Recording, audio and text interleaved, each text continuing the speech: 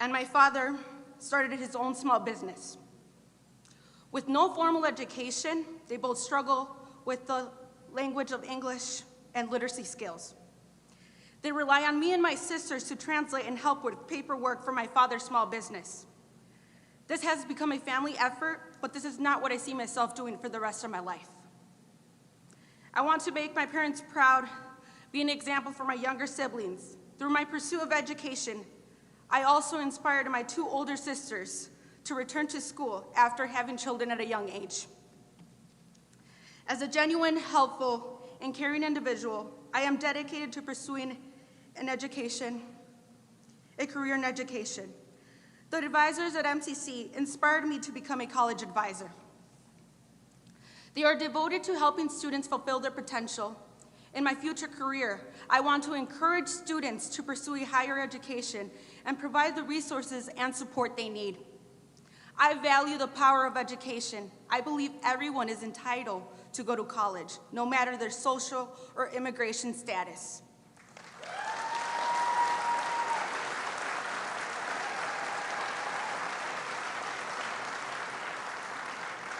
I want to inspire and motivate students by guiding them with my personal experience. As a second-year student, MCC has transformed my life. I thought my dream of college would be impossible. Now, with the financial support, I can pursue my education and focus on the importance of learning. I am very fortunate to be a recipient of various local and college scholarships, including federal student aid. The reality is that there are still many students with the same obstacles who walk in my shoes. My generation, along with the others, are the ones who are going to lead the future. With the American Family Plan, our students and families will benefit. We need to be educated. We need to be an educated nation and improve each generation. We will do this with all the support given to our children, teachers, and working families in the rural areas. I appreciate President Biden for his passion, dedication, and commitment to our future generations. I have the greatest honor to introduce the President of the United States. Ladies and gentlemen, President Joe Biden.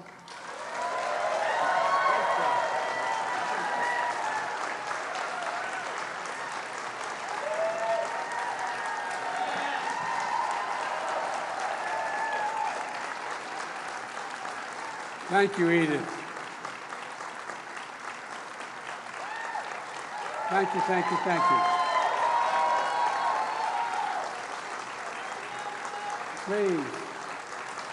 Please be seated. Mr. President, what he hadn't told you today, he had to delay his vacation to be here today. We heard Biden's coming, he probably, oh my God, when's he coming? But so you could show me around McHenry County College.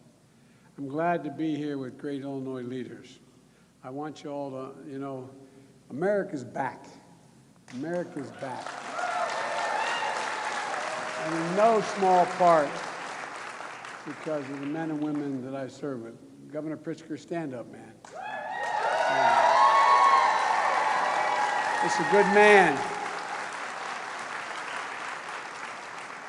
If you really want someone in the foxhole with you when you're in trouble, you want Senator Tammy Duckworth. Tammy?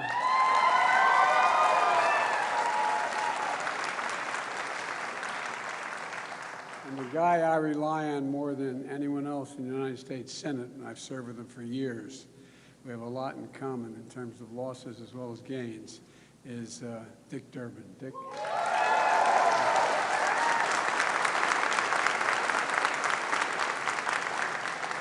And Congresswoman Underwood, who got me a passport to the town.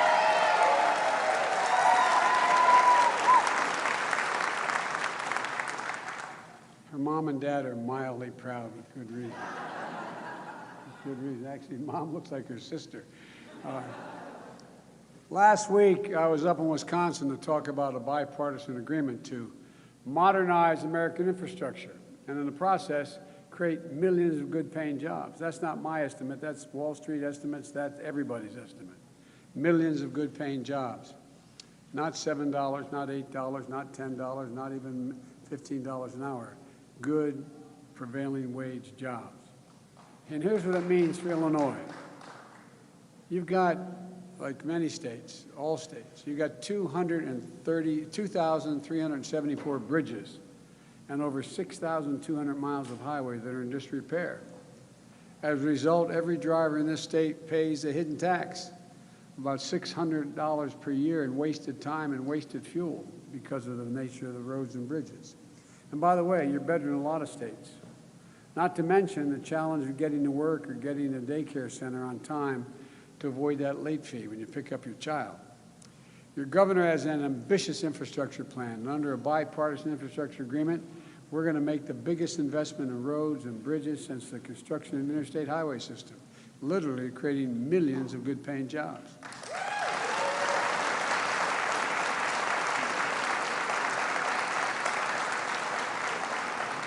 And God willing, we're not going to have 40 weeks of this is infrastructure week. Remember those? Think what it will mean to McHenry's Entrepreneurial Agricultural Program if you can get products more easily to Chicago. Or think about how much easier life will be when it's quicker to drive on Randall Road. Look, this agreement also allows us to replace every lead pipe and service line in America, benefiting 10 million homes. It's going to address lead exposure to 400,000 of our schools and daycare facilities where children drink that water. This would be the largest investment in clean drinking water in American history when we pass it. And one in every 10 people in Illinois lacks access to high-speed internet. The bipartisan agreement that Dick and others have made sure we're getting, the agreement allows us to connect every American to reliable, high-speed, affordable internet, every single American, rural and urban. And by the way, those of you who are parents who had kids at home, tell me what internet means this last year, if they're school age. Well, from 2010 to 2020, Illinois experienced 49 extreme weather events, although I heard today from the senator north of here that the Republican senator, there is no global warming, just so you know, there's no such thing. But those weather events cost this state roughly $50 billion in damages. And we're going to upgrade the electric grid to make it more resilient to extreme weather and other threats. There's a lot more the agreement's going to do to encourage the physical and ensure the physical infrastructure lays the foundation for a strong and durable and sustainable competitive economy. But what I want to talk about today is human infrastructure. It's essential to that foundation as well.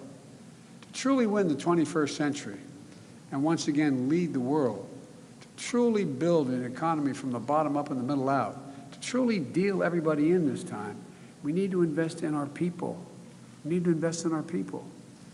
That's why, in addition to the bipartisan infrastructure agreement that I believe we're going to get done, I'm here to make a case for the second critical part of my domestic agenda. It's a combination of parts of my American Jobs Plan that were essential and not included in the bipartisan infrastructure plan, as well as my American Families Plan.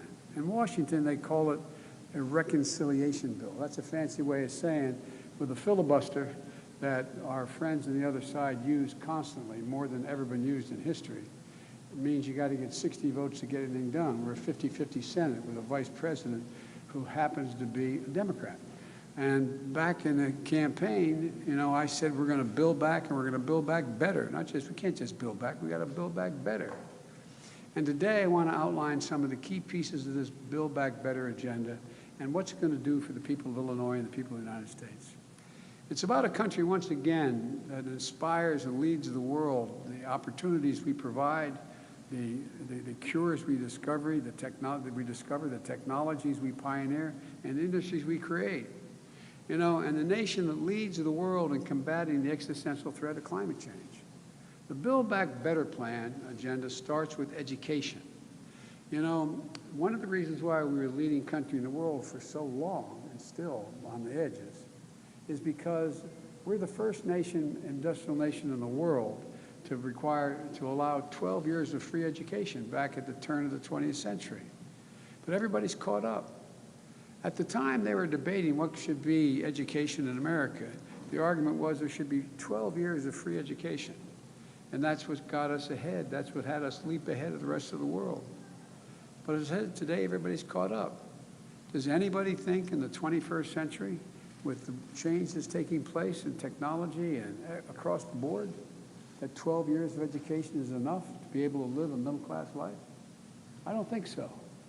And so the fact of the matter is, I've decided we should have a minimum of 14 years of education.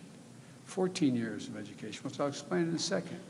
You know, as the First Lady, I'm Jill Biden's husband, but as Jill would say, and she's a full-time community college professor while being the First Lady, she often says any nation that out-educates us is going to out-compete us. Any nation that out-educates us is going to out-compete us. That's why I want to guarantee an additional 4 years of public education for every person in America, starting with providing 2 years of universal, high-quality preschool for 3- and 4-year-olds, building on what the governor has been doing here in Illinois. In the last 10 years, studies out of the great universities, study of a high-quality program here in Chicago, found that low-income children participating in preschool were 47% more likely to earn an associate's degree or higher and get through school without any difficulty. We have to build on that foundation for future success. And then I want to add 2 years of free community college for everyone.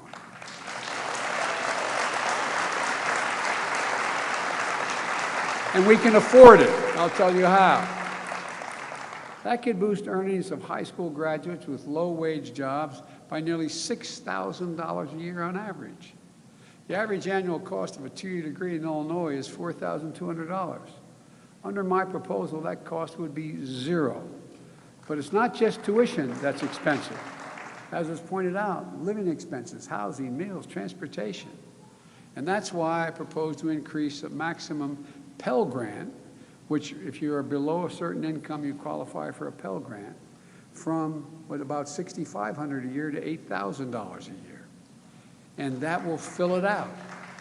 I know that here at McHenry, you have a dual enrollment program. So students from places like Woodstock High School and other high schools, you get credit for taking college classes here.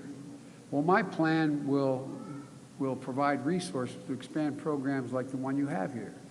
My plan will also do more to invest in high-quality job training and apprenticeships in fast-growing sectors like public health, childcare, manufacturing, information, technology, clean energy, so that all Americans can get the skills that employers want that lead to good middle class and, I make no apology, union jobs. We'll also make strategic investments in teachers, in the teacher pipeline. Because even before the pandemic, our school system was 100,000 teachers short here in America, particularly in high-demand areas. Our children are the kite strings that lift our national ambitions aloft, and our teachers are the ones that help them believe they can do anything. I'll bet every one of you, success, can name the teacher that helped change your life. I'll bet every one of us, or somebody came along and made us believe in ourselves. That's the really secret of teachers. My plan will reduce student debt for future teachers, double the size of annual federal scholarships for future teachers. We'll also support $100 billion in-school infrastructure improvements, including community college, to make sure that they are safe and healthy places for learning and that all students with labs and technology they need to be able to compete in the 21st century. Of course, an ability to take these jobs often depends on the availability of childcare. As a single father, when I first got to the Senate, I had 2 young boys who had just lost their mom and their sister in an automobile accident. If I hadn't had the family I have, my younger sister, my best friend, and my brother, and my mom help out, I couldn't have done it. But not everybody has that kind of support. I just toured your Children's Learning Center. It's an amazing resource. Students and faculty can have their children cared for. Students can earn their associate degrees in early childhood education as well. High-quality child care options should be the rule, not the exception. So on my way here, I met with Mike Sayre, who wrote me a letter about his struggle to find affordable child care. And he wanted to know what my plans were. Well, Mike, I hope you know now, here we are. My plans to provide access to quality, affordable child care with more child care centers and community college campuses, with new and upgraded child care facilities all across the country. Businesses will get a full tax credit to build on-site facilities. And the reason they want to do that is not just to be nice. Because studies show when there is an on-site child care center, businesses have less employee turnover, less absenteeism, and higher productivity. It's overwhelming in their interest to do it. Middle-class families will pay no more than 7% of their income for high-quality child care for children up to age 5. And those hard-pressed working families won't have to pay a dime. My plan will also invest in child care workforce with better wages, benefits, and training opportunities. Look, we're also going to give parents the option to take up to an $8,000 tax credit to cover child care expenses if that's the preferred route. That's good for families and is good for the economy, and it will create more jobs. My plan will also provide up to 12 weeks of paid family leave for medical care.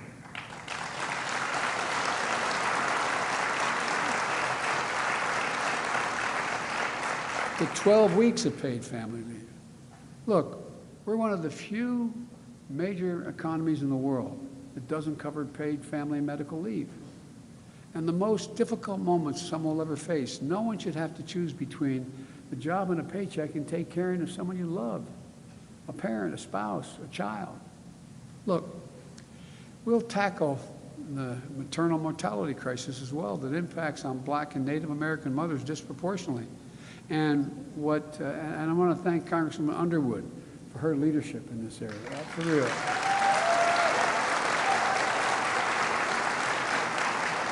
As I've said again and again, people who really need a tax break in this country are America's working families. It's time they get a tax break. So my Build Back Better agenda would extend expanded child care tax credit we passed under my American Rescue Plan.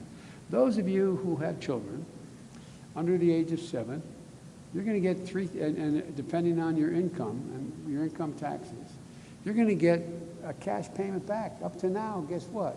You get $2,000 to declare a dependent. If you have 2 children, you get $4,000 off a $10,000 tax bill. It's important. But if you don't make enough money to be able to owe that kind of tax, you don't get a tax credit, you don't get anything. Well, under this proposal, guess what? You're in a situation where if you have a child under the age of 7, you get back $3,600 in cash. In addition to that, those of you who are in that situation are going to start to see that coming in by the end of this month on a monthly basis. It can change the lives of people. And starting next week, families will begin to receive one of the largest ever single-year tax cuts aimed at families with children. And every child under the age of 6 is $3,600. Every child between 6 and 17 is $3,000. It's not as a credit against your taxes, but as a direct payment. You'll get cash. Cash. That's what we'll get. For example, a middle-class family with 2 children can expect to receive $7,200. You get the first half, the $3,600 paid out, at $600 a month between July and December, and you get the rest between January and tax day. With this one tax cut, every study shows that child care is cutting poverty in half, by 40%. Families with children who qualify for this, it cuts poverty by 40%. So let's extend the tax cut at least through 2025. And let's expand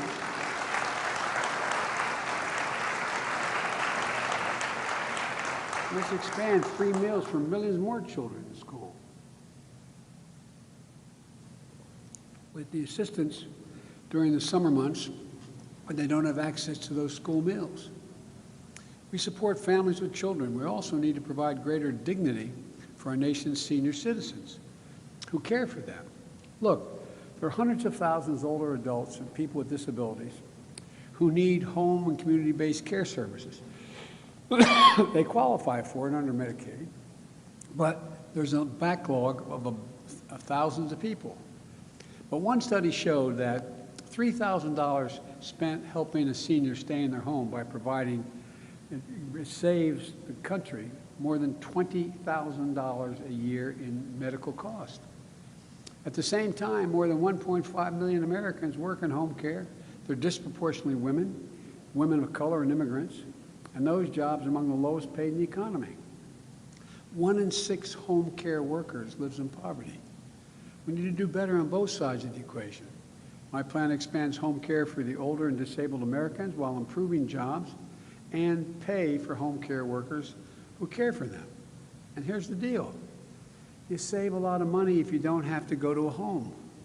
Keeping people in their own home, mentally and every other way, is a benefit, a significant benefit for the community as well as cost. We also need to continue to make health care more affordable. When we lowered premiums and expanded coverage for the my American Rescue Plan, more than 1.5 million people signed up for what used to be called Obamacare. I want to make these premium reductions permanent so we can get even more people covered. We need to deal with a shortage of affordable housing in America. Over 10 million renters in this country pay more than half their income for the rent on their apartment. And the lack of affordable housing prevents people from moving to communities where there are more opportunities. So we're going to make historic investment in affordable housing, increasing and improving the housing supply by building and rehabilitating more than 2 million homes, especially in places that need more housing. And we need to invest not just in the physical and human infrastructure of today. We need to invest in jobs in the industries of tomorrow.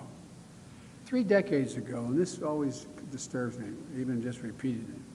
3 decades ago, the United States was #1 in the world for a share of their GDP being invested in research and development. We were #1 in the world.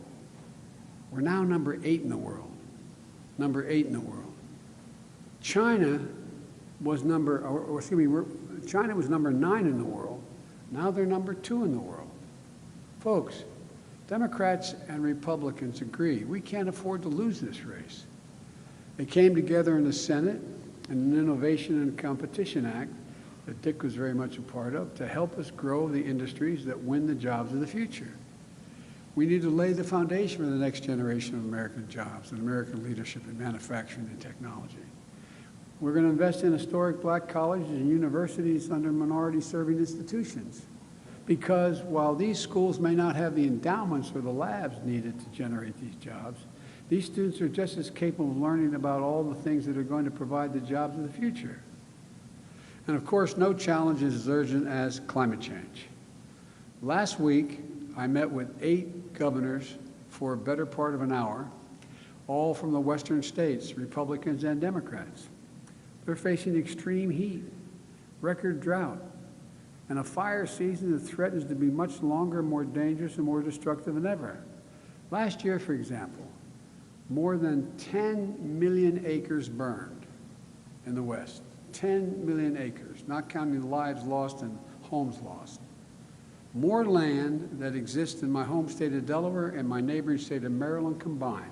So if a fire swept through and took out every single thing in the state of Delaware and Maryland. The drought conditions this year are twice as bad. You've seen the pictures. Reservoirs that are 40 feet down, 50 feet down. The extreme weather isn't just in the West. In Illinois, farmers downstate are dealing with more frequent droughts. And 2 weeks ago, just south of here, you just had a nearly unprecedented tornado. We can't wait any longer to deal with climate crisis. We see it with our own eyes, and it's time to act. The bipartisan agreement we reached makes some major strides. It's going to allow the transition of thousands of old, for example, diesel school buses and buses, city buses. We're going to change them to electric buses. There are roughly 500,000 of these iconic yellow school buses on the road today. 95% of them run on diesel, for example. And diesel pollutes the air and is linked to asthma and other health problems and hurts our communities and causes our students to miss school. I'll put Americans to work capping tens of thousands of abandoned oil and gas wells that are leaking methane. It's devastating.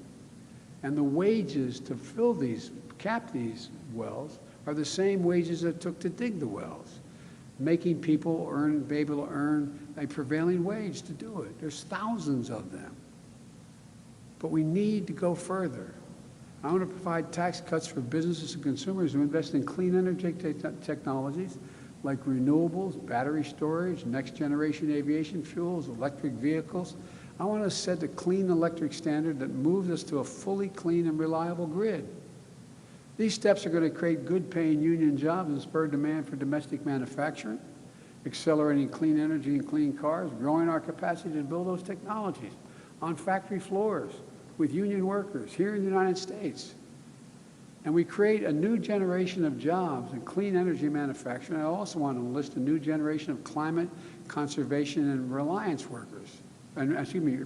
workers, like FDR did when the American Work Plan for preserving our landscape with the Civilian Conservation Corps. It's a similar thing. We can put Americans to work strengthening public lands and waters and making our communities, rural and urban, more resilient against extreme weather.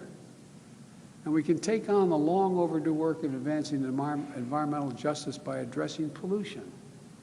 My plan is also going to give grants to spur innovative policies and land projects, local projects like installing community solar and storage in disadvantaged communities, replacing street lights that are made in America with LED bulbs that cost a whole lot less and last a whole lot longer, making upgrades in homes and school and community centers to boost energy efficiency and cut electric bills. Folks, I've laid a lot of plans here, but that's because it's time we have to think bigger, we have to act bolder, and we have to build back better. When we passed the American Rescue Plan, the naysayers, the doubters said it wouldn't work. Well, we created over 3 million jobs since I took office. More jobs in the first months of a presidential administration than any time in American history. And last week, the Congressional Budget Office doubled their projections of the 2021 economic growth from 3.2% to 7.4%. And the OECD thinks it could be higher. That puts America Rescue Plan, and our work is going to move forward to do a lot of things, including we're close to defeating the virus. The last time the economy grew at this rate was in 1984, and Ronald Reagan was telling us it was an American morning. Well, this is going to be an American century.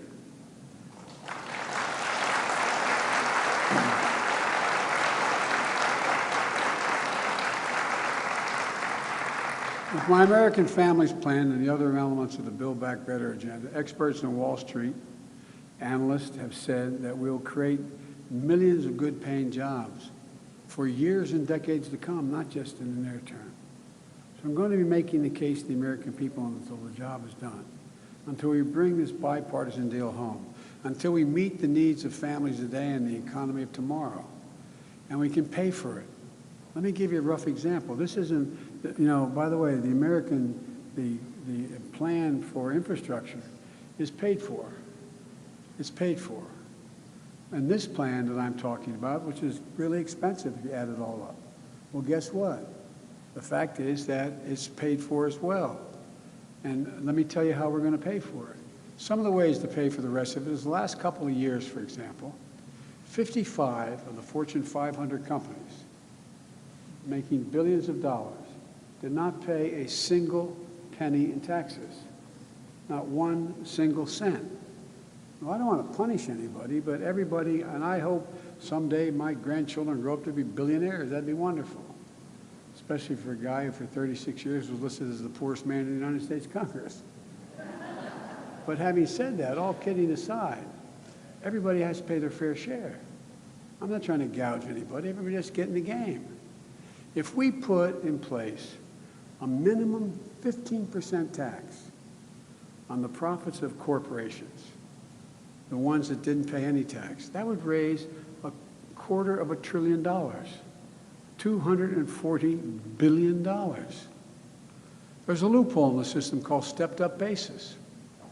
That loophole goes that if I made a capital gains and I was a wealthy person and I was going to cash in my stock and I was going to have to pay a tax, I was going to make, $400,000 and I was going to pay X amount in taxes.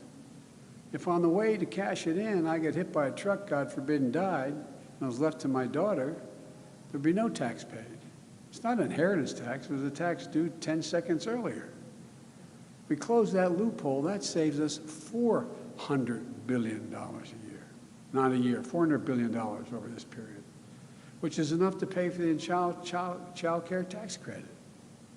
If we end tax breaks for fossil fuels and make polluters pay to clean up the messes they've made, that would raise $90 billion. I'm not asking them to do anything that is unfair. Just not going to subsidize them anymore. They're doing well, thank you.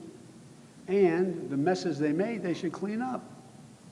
Well, if we ask the top 1%, and I hope many of you are in the top 1%, maybe. You know, that tax cut that was passed in 2017 was all raised the deficit by over $2 trillion, not a penny paid for, and it didn't come back with anything. In fact, that entire $2 trillion, the vast majority went to the top 1/10 of 1% of the American people. 1%, if we just, 1%, the folks in the top 1%, if they just paid their personal income tax the same as it was under President George W. Bush, that would generate $13 billion a year. It would raise the tax from what it is now, 35 to 39%. It's what, it's not like this idea, if you listen to the guy who used to have this job, that somehow we're gouging people. The fact of the matter is, a lot of you, if you're a plumber and a teacher, you're probably paying at 25, 26%. Some of you will be paying higher. But here, look, it's enough to provide for that one change, enough to provide for 2 years free community college for every student in America. Now,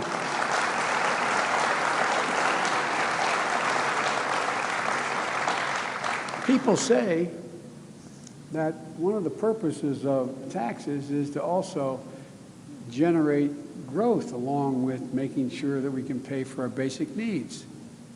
Well, let me ask you, what is more likely to grow the economy and enhance us?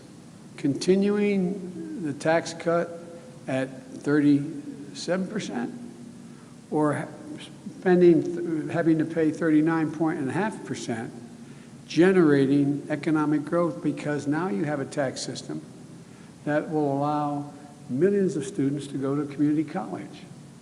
When I was with Barack as vice president, he asked me to do a study, and your sister, Penny Pritzker, was part of my effort to taking care of it, and the effort was simple.